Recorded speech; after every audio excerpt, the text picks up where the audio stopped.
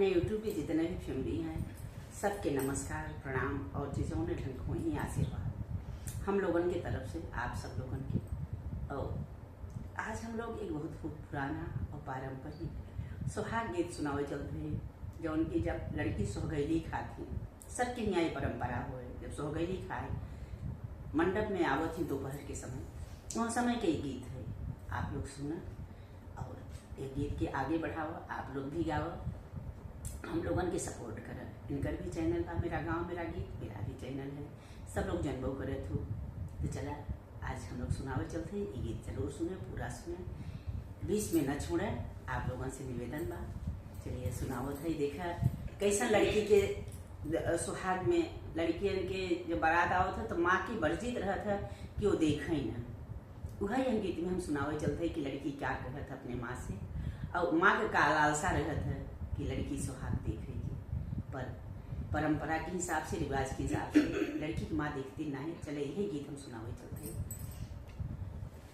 हाँ भैया अरे अपने गीत के माध्यम से धोई सबके सुनाओ सब और तो बच्चे भरी भरी आशीर्वाद दियो, आशीर्वाद दिला हो जो आशीर्वाद दियो जो वैसे नहीं दिला हो वैसे कह जाओ कि बहन बहुत अच्छा लगा और खूब अच्छा लगे हम जाना थे।